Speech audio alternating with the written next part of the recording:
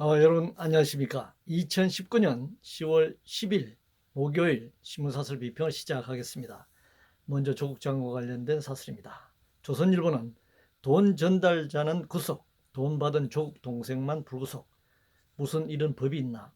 중앙일보는 조국 동생만 경험한 확률 0의 영장 기각.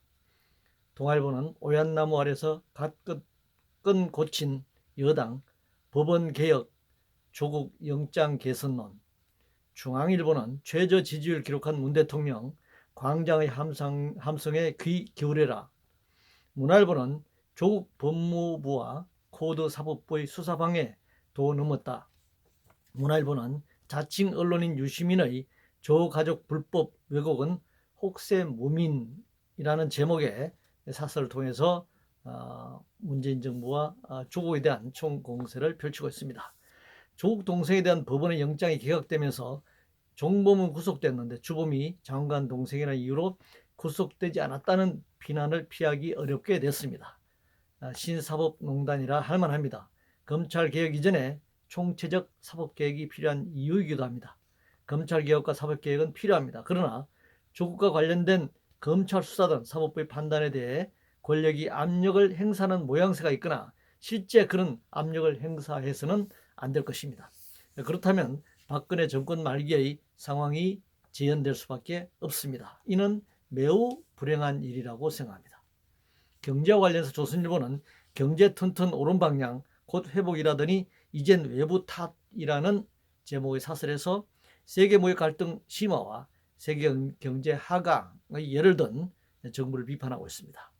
세계 경제와 국내 경제가 이게 분리되는 것은 아닙니다. 세계 10위권의 경제대국인 한국 경제는 세계 경제의 일부입니다. 세계 경제는 국내와 대외관계 속에서 상호 연관성을 갖고 움직입니다. 굳이 탓을 하려면 대내의 어디라고 할 것이 아니라 세계 자본주의 경제 체제 내부에서 그 원인을 찾아야 할 것입니다.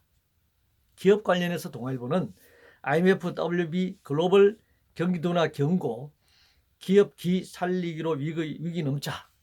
한국경제신문은 기업들 애로 풀어주라는 대통령 지시, 이변은 지켜져야 한다는 제목의 사설에서 역동적인 경제로 가려면 민간의 활력이 있어야 한다.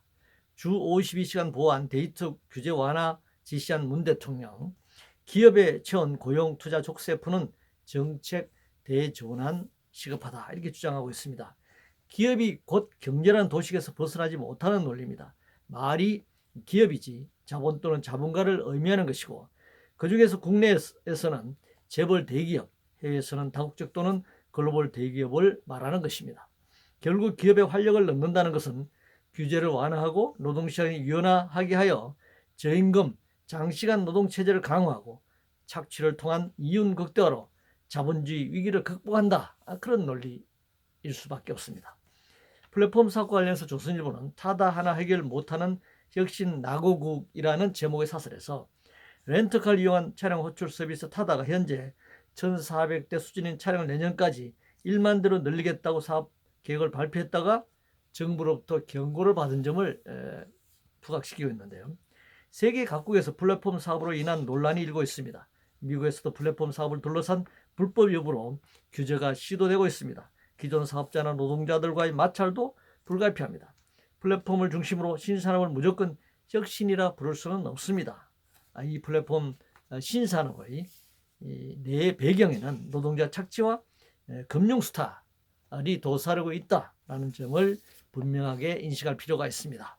한일 관계와 관련해서 동아일보는 일왕적유식, 이낙연, 아베 만나 관계 복원 정기 만들어야 한다라고 주장하고 있습니다. 그런 기회가 될 수 있으면 좋은 일입니다. 그러나 일본의 의도, 특히 제국주의 부활과 동북아 패권을 꿈꾸는 일본 극우 세력들의 전략을 도외시하고 순진한 접근만으로 가능하지 않다라는 점을 알아야 할 것입니다. 복지와 관련해서 한국경제신문은 나라 살림 감당 못할 포주기식 복지 더 늦기 전에 대수술해야 한다라고 주장하고 있는데요. 이 도대체 복지를 시작도 하기 전에 퍼주기라고 하는 그런 이상한 논리를 계속적으로 유포하고 있습니다. OECD 국가 평균 국내 총생산 대비 공공사회복지비 지출은 25% 수준인데 우리나라는 거의 절반에도 미치지 못하는 12% 수준에 불과합니다. 도대체 뭘 퍼줬다는 겁니까? 맹물을 퍼줬다는 건가요? 민주노총 관련해서 한국경신문 민노총은 사회적 책임 다하라는 노동운동 선배 말 듣고 있나? 라는 제목의 사설에서 노동운동 선배를 문성년 경제사회노동위원회 위원장을 지금 예를 들고 있습니다. 이분은 예전에 전노엽 사무총장, 금속연맹위원장을 지낸 적이 있습니다. 그러나 지금은 신자유주의 친기업, 친자본 정부의 대변자일 뿐이고 문재인 정부의 문재인 정권에 들어가 있는 사람입니다. 민주노총을 거쳐갔다고 무조건 선배가 되는 게 아닙니다. 사회적 책임을 말하려면 재벌과 권력을 가진 자들과 세력들에게 먼저 그런 소리를 해야 할 것입니다. 노동개혁 관련해서 매일경제신문은 국가경쟁력 13위, 노사협력은 130위. 이래도 노동개혁 미룰 건가? 라고 주장하고 있는데요. 국가경쟁력이 13위가 된 거, 상위는 기업이 한 거고 노사협력이 하위로 130위로 처진 것은 노조 때문이다. 이런 얘기를 지금 하고 싶은 겁니다. 국가경쟁력은 노동자의 피땀의 산물입니다. 세계 최장시간 노동과 세계 가장 많은 노동자들이 산재로 목숨을 잃는 그런 토대 위에 노동자의 피와 땀과 눈물과 영혼을 빼앗아서 국가 경쟁력 13위에 오른 것입니다. 그리고 노사협력이 130이다. 근데 그것이 왜 노조의 문제입니까? 노사협력이잖아요. 노와 사회 공동의 문제라고 해도 시원찮을 판에 이것을 노조나 노동자들에게 책임을 돌리는 그런 잘못된 편향된 주장을 지금 계속하고 있습니다. 노사협력이 하위인 것은 노조 때문이 아니라 노동자들의 피와 땀과 눈물에 대한 보상을 그리고 노동자들의 권리를 제대로 인정하지 않는 그런 자본 그리고 자본의 이해를 대변하는 정권, 정부 때문이다. 이렇게 얘기할 수 있습니다. 바이오밸리와 관련해서 매일경제신문은 홍릉 바이오밸리 도시재생 성공 모델을 만들어보라 라고 주장하고 있습니다. 성공 모델을 만드는 조건은 노동 착취를 기초로 하는 금융자본의 수탈을 막는 일이 우선돼야 합니다.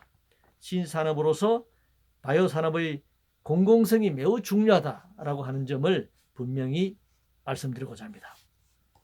투기 펀드 관련해서 매일경제신문은 금융 시스템 불안 경고음 울린 라임 운용 펀드 환매 중단이라는 제목의 사설에서 사모펀드는 운용 제약이 엄격한 공모펀드에 비해 고위험 고수익 등 다양한 상품들이 있다 이렇게 주장하고 있는데요. 고위험 고수익 이 상태에서 투자를 하라. 이건 기본적으로 사기입니다. 금융 사기입니다. 치열한 전쟁에서 살아남을 확률은 기본적으로 낮습니다. 수익에 대한 희망을 퍼뜨려 투자자를 끌어모으는 것 자체가 이미 사기 행각이다. 이렇게 얘기할 수가 있습니다. 국가유공자와 관련해서 문화일보는 유공자 선정, 북한과 상위 보훈 혁신이 당장 해산해야 한다. 이런 주장을 하고 있습니다. 정권에 따라 국가유공자를 둘러싼 논란이 지금 계속되고 있습니다. 정권이 바뀔 때마다 이것이 엎치락뒤치락 하고 있습니다. 따라서 국가유공자에 대한 개념, 범위 등에 대한 공론화, 국민적 토론이 필요하다.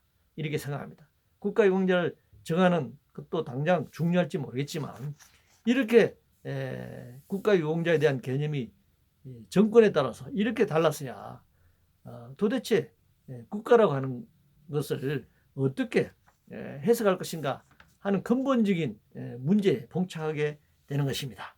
따라서 터놓고 전국민적 토론이 필요하다 이렇게 생각합니다. 이상으로 2019년 10월 10일 목요일 신문사설 비평을 모두 마치겠습니다.